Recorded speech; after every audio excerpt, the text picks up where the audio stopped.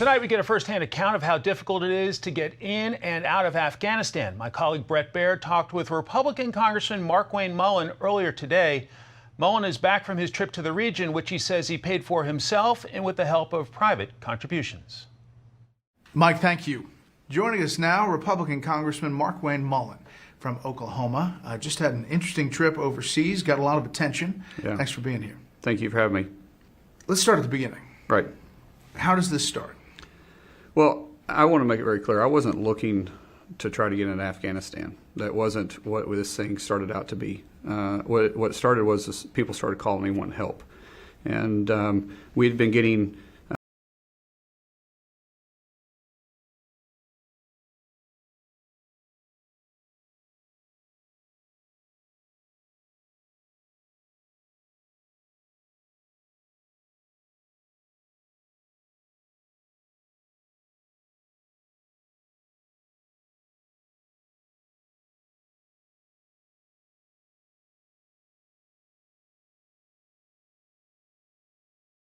it was designated to get these 20 Americans out. And so they called me back and said, would you be interested in sponsoring the flight? And I said, I mean, what do you mean, financially? And they said, no, a congressman can sponsor a flight going in, and it gives one of these other departments cover, because it's kind of, no one wants to touch it, because I personally believe, Brett, it was because they knew this was a hot mess. And so that's how this whole thing started. So you don't actually get into Afghanistan to get people out? As this thing moved forward, is they wanted, everybody kept an eye on them, and then they asked, would you go with us? And these are Tier 1 operators. These are Delta guys, Special Forces. These guys are legit. I'm nobody. I'm just a congressman. Well, you're a congressman from Oklahoma. You're a businessman. Sure. Mixed martial arts background, but no military, yeah, right? But that doesn't play it well in this. I wasn't trying to go over there and be a cowboy or anything like that. It was just, what else do you do? When you see a problem, how do you say no if you can be an asset? Mm-hmm. And they believed I could be an asset. We got a humanitarian a flight plan from FAA, and everything was good to go. We left the United States. We had a time of arrival at Hakaya in Kabul. Hakaya is the airport there in Kabul.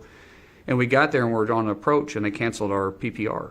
And so we circled the airport probably for an hour, and we had 5 PPRs canceled.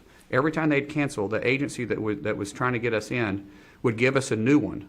They actually went into the tower to say, let them land. We were on the phone with them texting. We couldn't talk. We were texting back and forth, and they kept issuing us new ones. And they would never let us in Afghanistan. And I'll tell you this, too. Unfortunately, one of our American citizens, her 2-year-old son, and I believe it was her father, to which I all have passports on, we lost contact of because they were at the Abbey Gate. And a few hours later, the Abbey Gate blew up. And we haven't had any contact with them since, and I believe it's because they were caught up in that. And so what they did by playing politics on this, for whatever reason. So you don't know who shut you down from landing? I don't know I don't know who shut us down, but I think it was 100% directed from the state.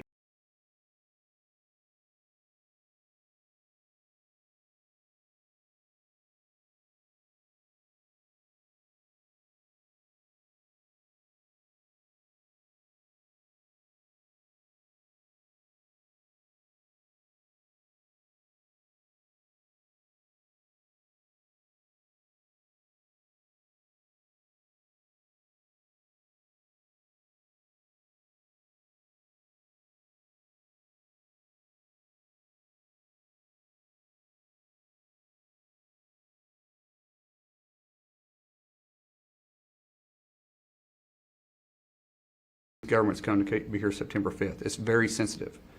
I said, I get it's very sensitive. I don't need any of your assets. I don't need anything. I first of all was making you aware that we're coming in, but I also, and I also made the point, I said, but we are coming in with a large sum of cash. Why are you coming in with a large sum of cash?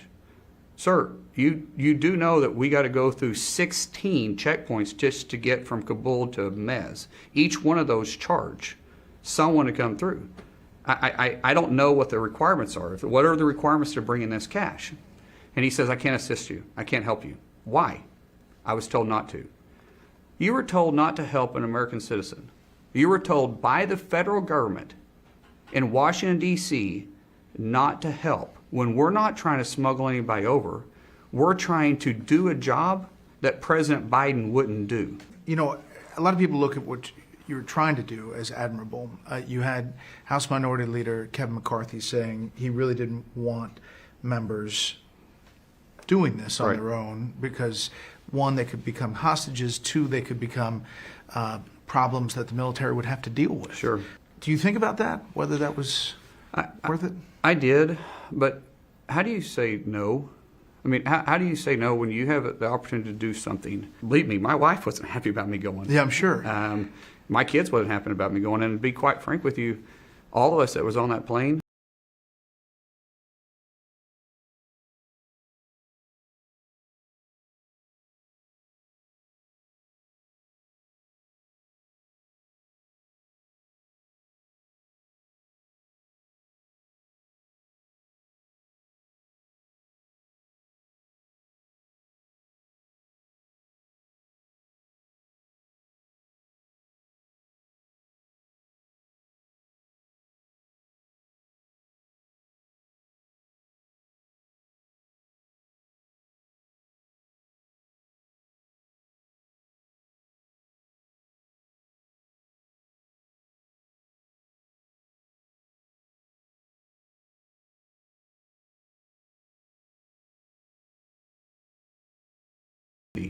we're lying to the American people by saying everybody that wanted out could get out. That's a lie. That is a bold-faced, 100% lie because we're working with these individuals. And you know today that there are just a bunch of them still stuck there. Right now, as we speak, right before we started talking, I called the guys that are still over there, and they said there was 5 planes sitting at Mazar-i-Sharif, with AMSETs, SIVs, and refugees on it, and we American citizens, special immigrant visas, and refugees.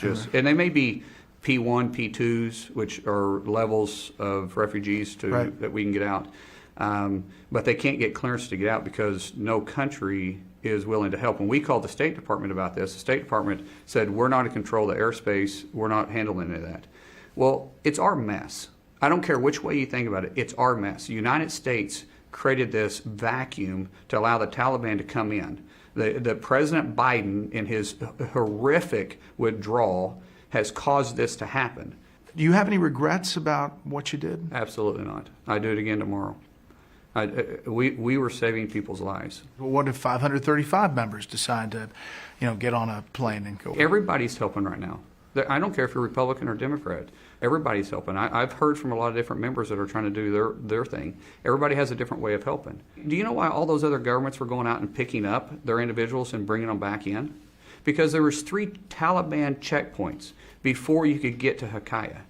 And all 3 of them could charge you a tax. And the tax was anywhere between $500 to $4,000.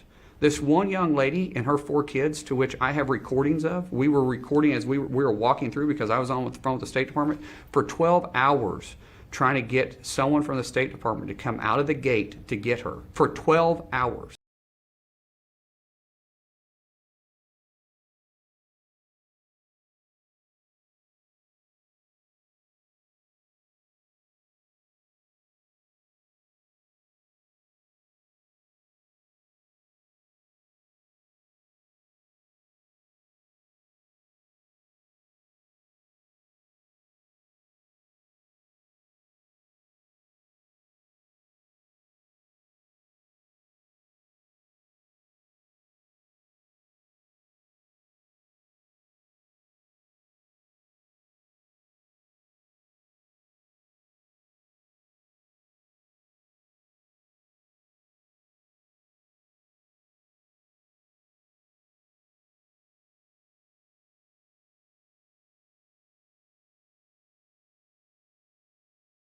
Afghanistan that I promise you they wanted out. You think we're going to get these people out?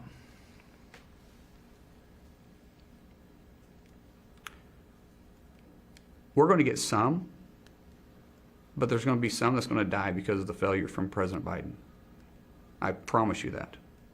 At some point, they're going to lose patience and aren't going to keep letting us drive past these checkpoints and paying them off. Sorry, taxes. That's what they call it, tax. And when I say that blood is on his hands, that means the President Biden's hands. I mean that with everything in my heart. It's his fault. I wouldn't have been over there. I wouldn't even thought about going if it wasn't for his failure. I wouldn't have put my life in danger. I wouldn't have put my kids and my wife through that. I wouldn't have put anybody through it. And you'd do it again? Without even hesitation. Well, Congressman, we appreciate your time. I know you just traveled back, and the story's compelling. Thank you, sir.